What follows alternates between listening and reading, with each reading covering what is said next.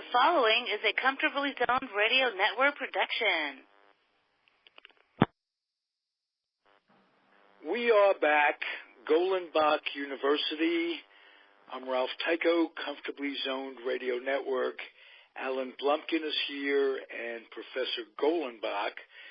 We're not in a jovial mood this evening. This is the end of a week where we saw the 18th shooter, the 18th school shooting in the year, and it is February 15th. And we can't help but devote this show to trying to make heads and tails out of what has happened to our society. And I want to start with Professor Golenbock. Your brother was a first responder, the doctor of the students in the first shootings of that really made headlines back in Connecticut.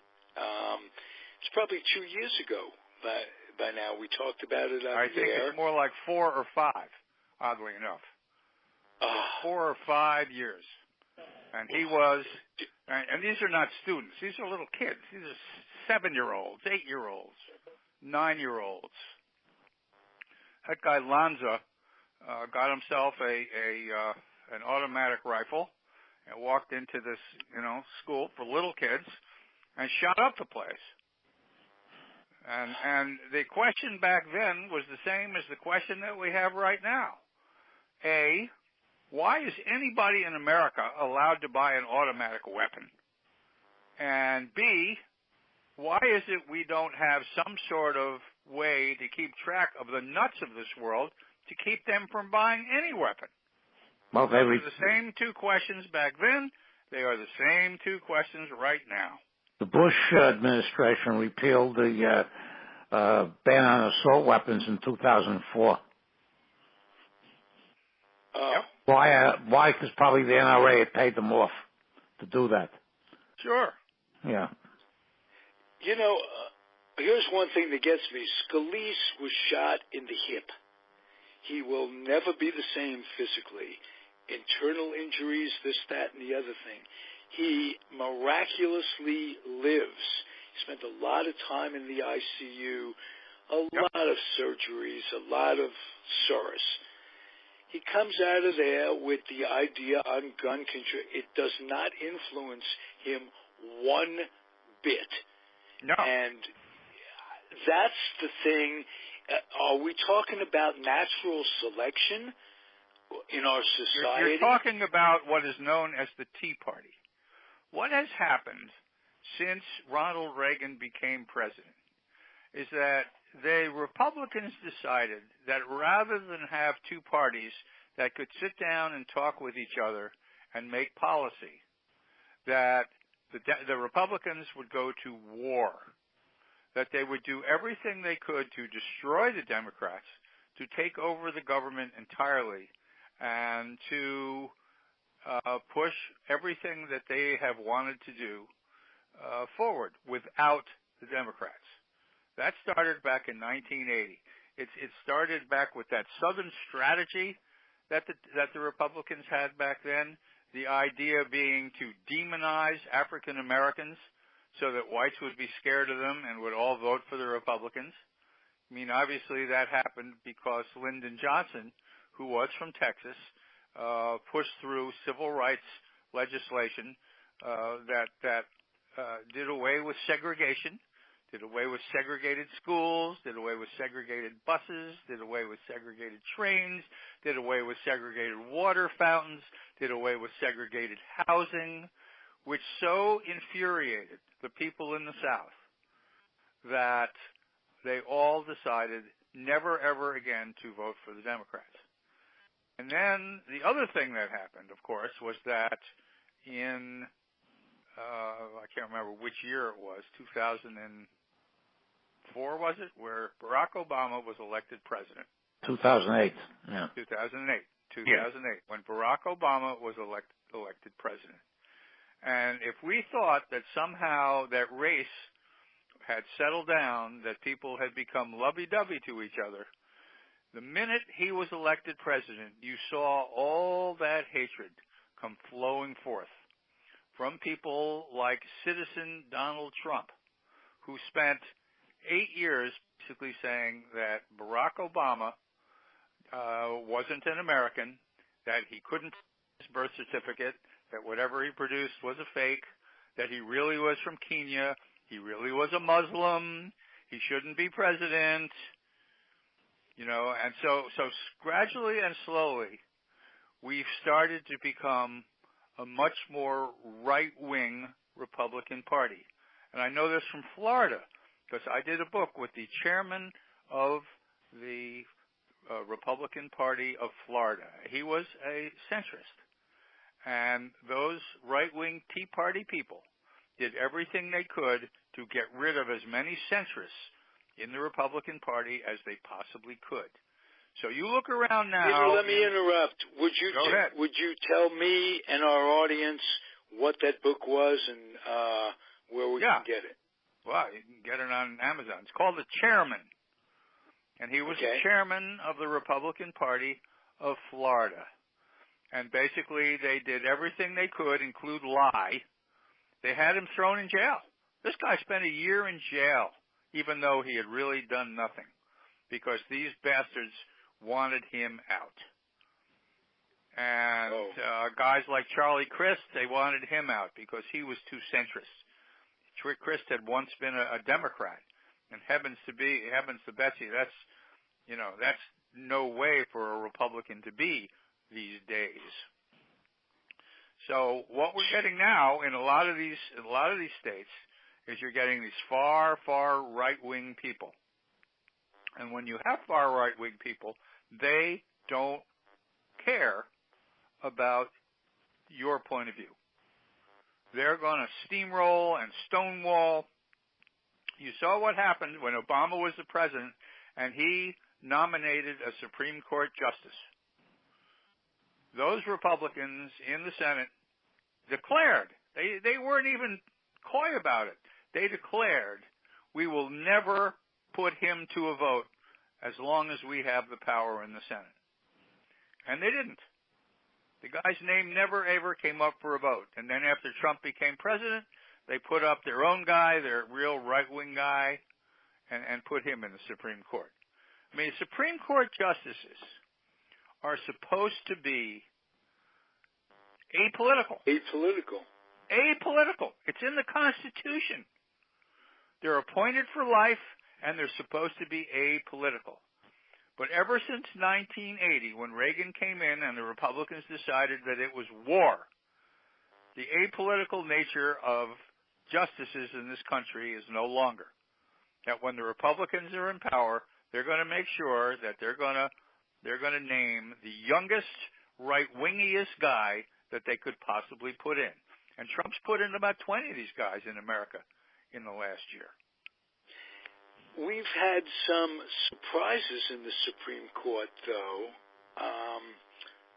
I can't remember, was it? Yes, there have been surprises, but the surprises are people who are they're centrists. So you don't know, are they going to vote? Are they going to vote on the Republican side of things, or on the conservative side of things? They're going to vote on the little bit liberal side of things.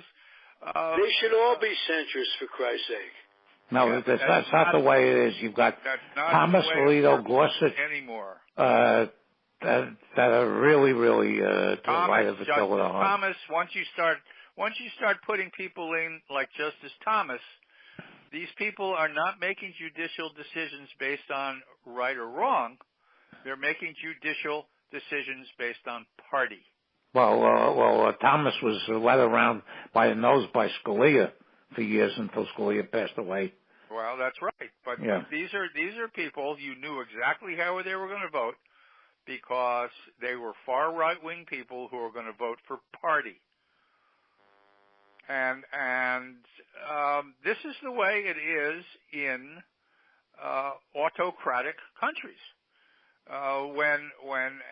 You hate to bring up the guy with the mustache in Germany, but as soon as he came in, he decided that no Jew was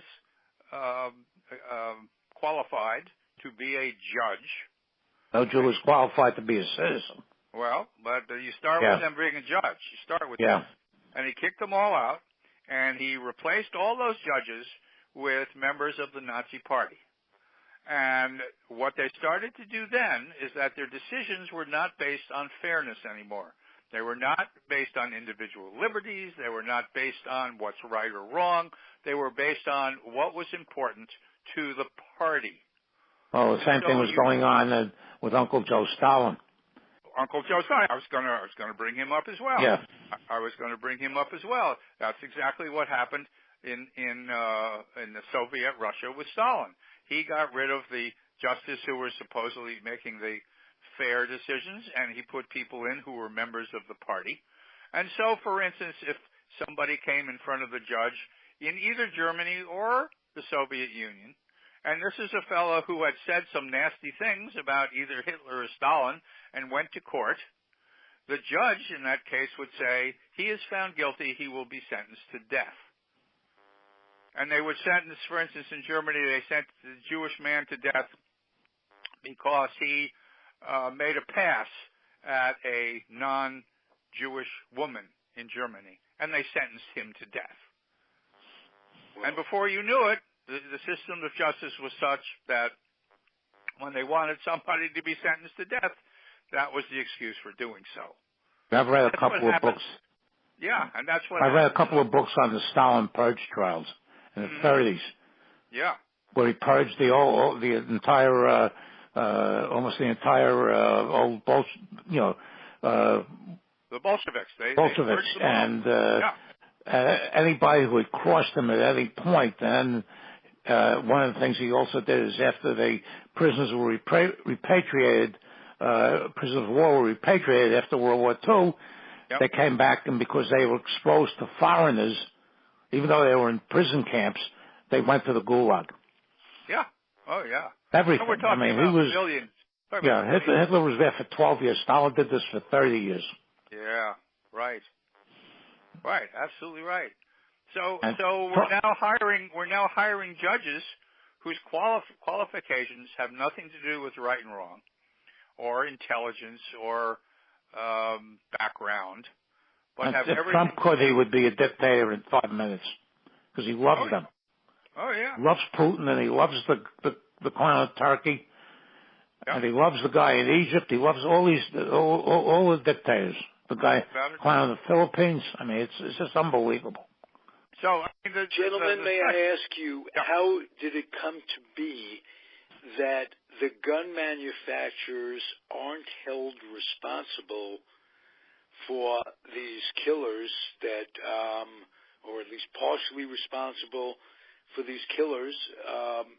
The people that sell the guns. They don't have liability.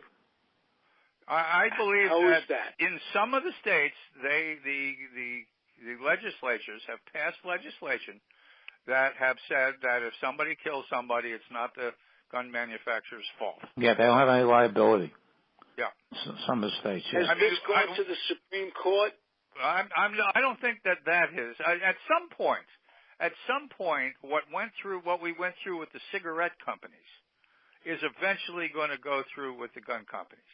But it's not going to happen until you've got a Democratic regime to take over. Now, as long as the Republicans are running things, they will make sure that nothing touches the gun manufacturers. When any of these politicians come out with Democrats are part of the problem, that there are a number of Democrats on and off the books that are taking money from the NRA. There are some. There's no question about it. And when you talk about this topic, what you end up hearing from Republican people is what you just said. It's not just us, but it's the Democrats too. But it's every single, and I mean literally every single Republican. There would not be one single Republican, including Susan Collins, who would vote against the NRA in a vote. I can't understand how these people shouldn't be held in contempt for not. Who's going to hold them in contempt? who is going to hold them in contempt?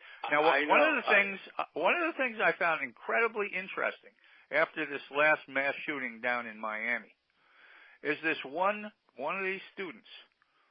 He got on the horn somehow, because I heard it on the radio, and he basically blamed Governor Rick Scott for this. He blamed Marco Rubio for this. Basically, he said, the blood is on your hands. And the next thing he said was, we students are going to do everything that we can to vote you out, which is fascinating. I mean, this is the way you're going to get change if you vote these people out, if he's able to do it. And it's not impossible, because we've just gotten 200,000 Puerto Ricans to come to Florida. So that may be a help in that in that. One of the things I could never understand is how the Democrats voted to keep Nancy Pelosi in power after the Hillary Clinton fiasco. They like her. They like her. They don't hate her the way the Bernie people hate her. Well, before the Bernie people hated her, she took over a Congress in Bush's second term as president. Yeah. And she was in a position where, because of all the lies, because of all the weapons of mass destruction that didn't happen, right, she was in a position to come down on her, and she let him ride. They had the Senate and they had Congress. I think that was Nancy Pelosi's biggest fault, or whatever. Well, it may be. That may very well be. But, to me, picking on Nancy Pelosi is like the people who talk about Hillary Clinton and talk about what a crook she is, which is nonsense. Yes, okay, she had emails that she used on a private server. Now, basically, because, if you're in a position of leadership and you lose something like that, you're gone. You're supposed to be gone. Well, it very well be. Obviously, the problem the Democrats are having right now is replacing these people. Yeah, and they need somebody to step up. They need somebody to step up and be a clear voice for the people of this country. And they elected helped elect one of the vilest human beings I've ever laid eyes on. Who was that? Put in the White House. Oh, no, there's no two ways about it. And yet, if you listen to what's been going on in the last couple of weeks, you discover that Trump had a lot of help. I mean, a lot of help. Yeah. That the Russians for 2 years were doing everything they could to get people to vote for Jill Stein, to get people to hate Hillary Clinton and vote for Bernie Sanders, to get people to take Hillary's emails and treat her like she had done something criminal.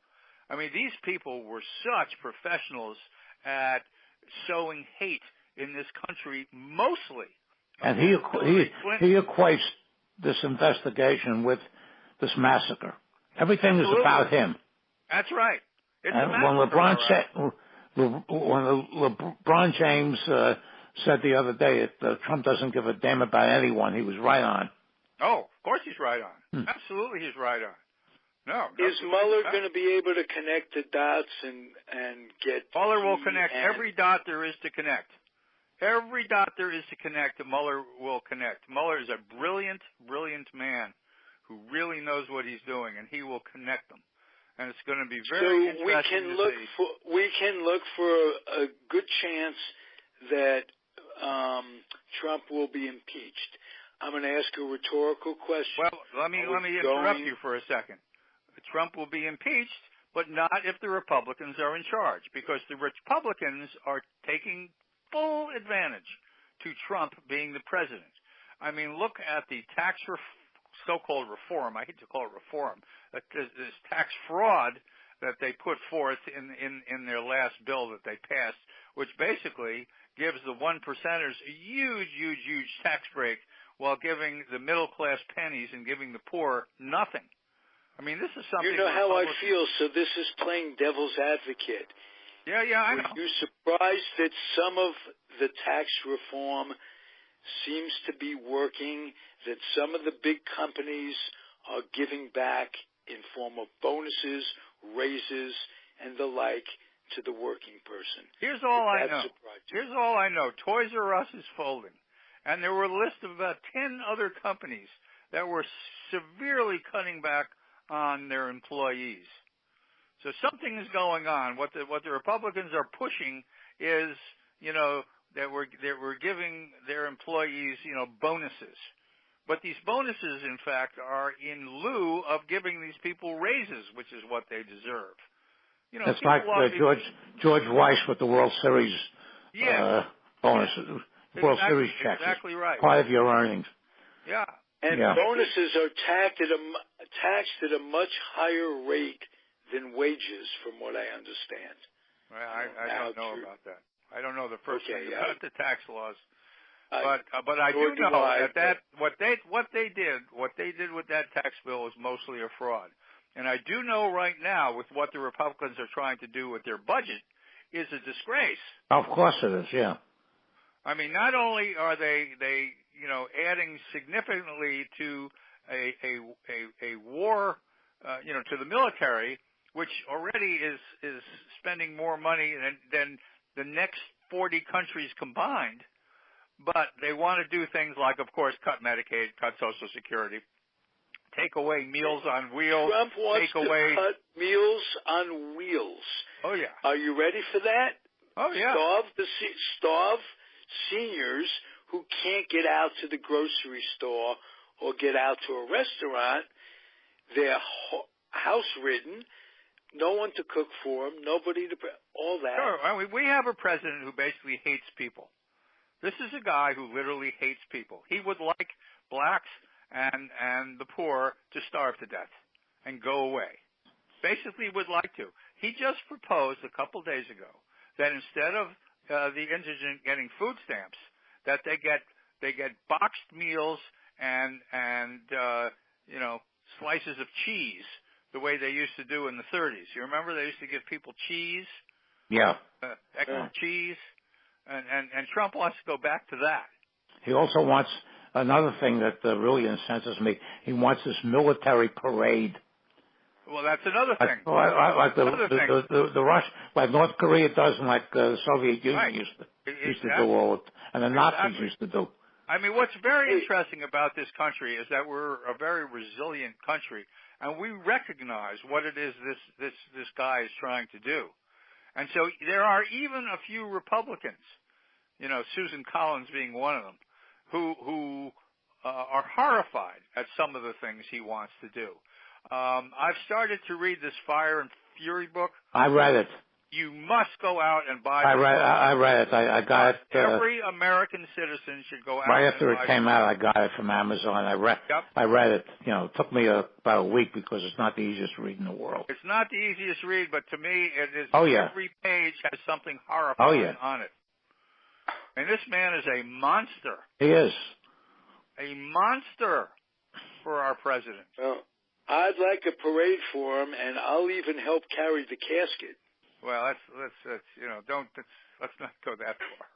Jokingly, I mean. Yeah, jokingly, Ralph said, FBI, he was joking. Yes, and you know what? You get a lot of people are joking. Definitely joking. CIA, Secret Service. Yeah. But it's crazy. And I'll ask you, and I started to ask this question, is his impeachment, if and when, going to be worse when Pence is president with more political savvy? And you mentioned Johnson. He had the political savvy to get through stuff that Kennedy couldn't get through, for instance. Is Pence in there going to hurt humanity worse than Pence, I don't think he has all his marbles. Pence doesn't have all his marbles. No. I mean, the things that he believes that God is responsible for the hurricanes and that he was put in as insurance. Yes, he was put in insurance. So that that's right. So that if Trump were were impeached, that they would have somebody who was worse. Yeah, the way Nixon nominated Gerald Ford after Agnew had to resign. Yeah, but right. I don't think it was. I mean, it's interesting. I don't think Trump saw what was going to be in store for him. I don't think. But if you say when you read Mueller is competent, then they've got to be able to link Trump to it in some way. They've already linked. They have him linked. They have him linked to Russian meddling and to obstruction in such a way that if you've ever seen somebody sitting on a chair and tied up so that they can't move, that's what Trump is like right now. The problem is that Trump, when you corner him, will literally do anything to get out of his situation. You know who his mentor was? Roy Cohn. His mentor, of course, was Roy Cohn. Yeah. Roy Cohn taught him everything that he learned. And Roy Cohn was largely responsible for Joseph McCarthy and his horrendous behavior. Roy Cohn, and he was also the worst thing he did was he was homophobic, and he was a closet gay. He died of AIDS. From AIDS, yeah. In fact, the thing that brought Roy Cohn down was that he had a boyfriend by the name of David Shine. Yeah. And David Shine was being sent off to some military base. And Roy Cohn wanted him to stay at Fort Monmouth in New Jersey so that the two of them could continue their relationship. And so Roy Cohn went after the U.S. Army. And that was the last dumb thing that Roy Cohn did. And that brought down both McCarthy and Cohn and ended, which was basically 4 years of nutsiness, absolute nutsiness, where McCarthy was able to use the hatred for communism. I mean, the Rosenbergs had given up the secrets to the atomic bomb to the Russians, and because of that, thousands of people, mostly Jewish, in high school teachers and college professors and people in Hollywood who were writers and directors and so forth and so on, lost their jobs because Joe McCarthy accused them of being communists. Yeah, that's also what the House Un-American Activities Committee started the Hollywood witch hunt. And then McCarthy just, played upon that. Absolutely. In fact, I just got this book in the mail the other day called Conspiracy So Immense, the history of McCarthy. And before I ordered it, I read the reviews on Amazon. And, of course, there was the usual one or two clowns who hated the book because, it was, the liberal thing. And McCarthy was right about I mean, you get these people all the time. And anytime I put on CNN or MSNBC and I see these damn Trump supporters and enablers, I want to throw something. I get so mad I want to throw something at the set. Well, see, this is what I'm talking about. Yeah. 20 years ago, you wouldn't have such a thing. No. But now it's such that the people on the right and the people on the left are so far apart. Yeah. And they're dug in, and they just have nothing that they could agree on. All I know is that they could agree on.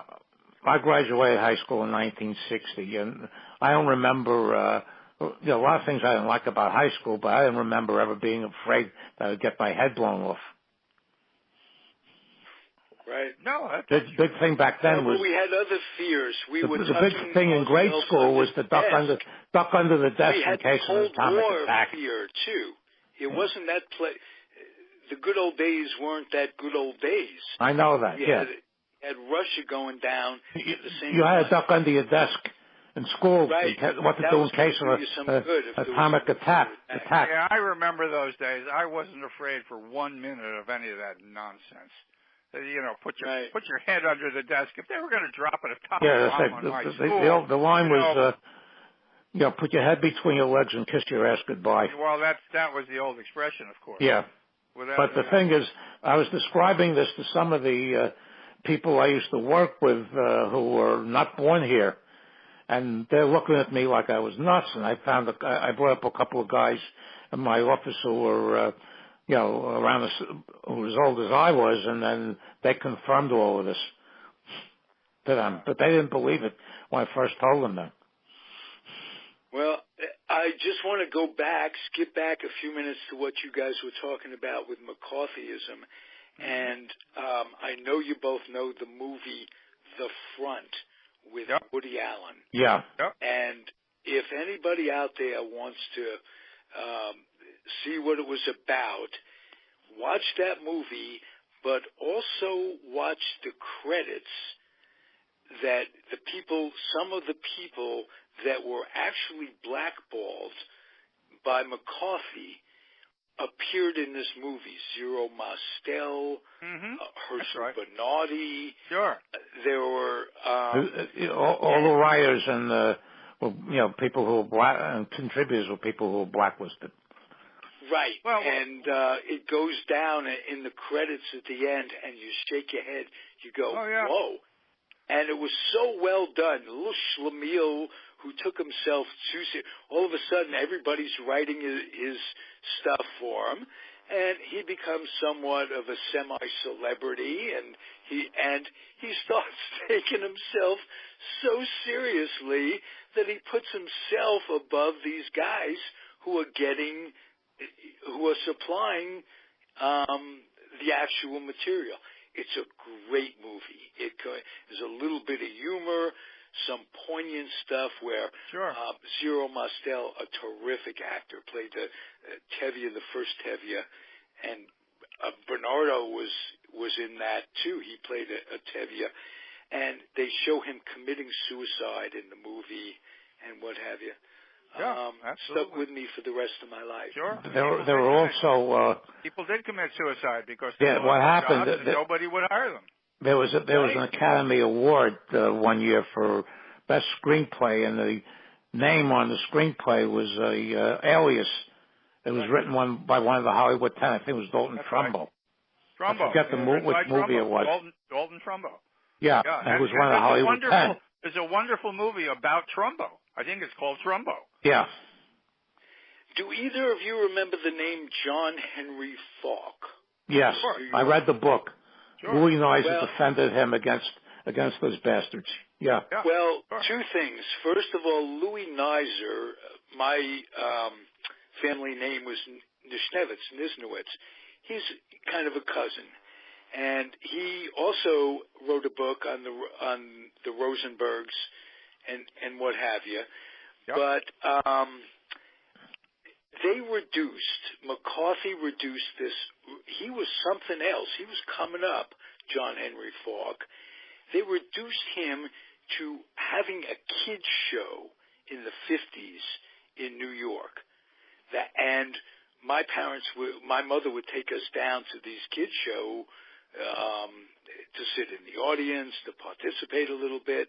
And I went down to the John Henry Falk show as a kid, and then later, through that book you're talking about and just life, reading about how this guy's career was. I think the title was Fear on Trial, if I remember correctly. I think that's right. I probably have it laying around somewhere. So anybody out there who wants to go back to the good old days and cite the 50s, that along with the Cold War and Korea going on back then, it was a mixed bag of nuts. Yeah, the ones I really remember being blacklisted when I was a kid were the Weavers. That's right. Oh, who played in Carnegie Hall? Yeah, Pete Seeger and company. Yeah, they were on TV for a while, yeah. And then they were called up in front of the committee, and of course they refused to name names. And though it was unconstitutional because you were supposed to, if you were facing a criminal trial, you were supposed to be allowed to plead the Fifth Amendment. McCarthy would not allow them to do it. If you pleaded the Fifth Amendment, you were automatically guilty, and you were thrown out of your job. And the Weavers, for several years, never had a chance to appear. They couldn't even play concerts. No, yeah. It took and then, of course, quite a while, yeah. By 1955-56, McCarthy had lost his cachet and had been totally discredited. And so all of these people who had lost their jobs years before some of them were able to get them back. I wrote a book called In the Country of Brooklyn, where I interviewed a bunch of these people, how brave they were and how committed they were to what was right, as opposed to McCarthy, who was committed to McCarthy. McCarthy died in May 1957 from alcoholism. Oh yeah, he was a terrible 49. alcoholic. Yeah, he was a close friend of the owner of the Dallas Cowboys, the original Clint Murchison. Yeah, that I didn't know. Yeah. Well, I was researching my Cowboys book. I found that out. Clint Murchison was heavy duty into Daly Plaza in those days because that was said to be a payback. John Kennedy's killing was said to be a payback for Joseph Kennedy's doing, and it was. It absolutely was. He messed with a lot of people with money in Texas. Well, he messed with the mob. He messed with the Chicago mob. That's who he messed with. Right. That's the guy he messed with. Right. I don't get into the conspiracy. Yeah. Right. You know, somebody brought this up with me. I said he's been gone for 54 years. He's not coming back. Give it a rest. God. Yeah. Well, it's difficult to give it a rest when folks that compiled that stuff put evidence away for 75 years because they were afraid to that's a matter of opinion. I've distanced myself from that, and when people talk to me about Trump's possible impeachment, I said, when it starts to happen, that's when I'll get excited. I have a point where I don't believe 99% of the bullshit that comes out about it. Read the book Double Cross. You want to read about the Kennedy assassination? Read the book Double Cross. And that'll explain to you pretty much what happened. It was the brother. Peter, do you know of Jack O'Halloran, the boxer? No. He's the son of Anastasia, and he was. Anastasia may or may not have been related. That's still up in the air. To him, to O'Halloran? No, to Russian royalty.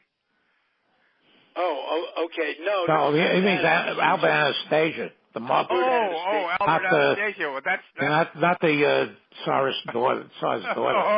Well, Albert Anastasia is not the one who had the Kennedys killed. The one who had the Kennedys killed was, like I said, out of Chicago.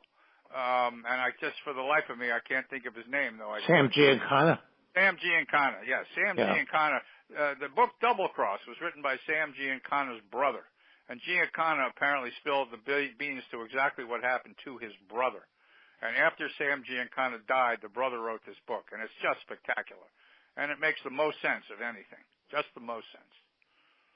But the thing is, basically, there's going to be a lot of head shrinking, a lot of thoughts and prayers, which is a phrase I'm totally sick of.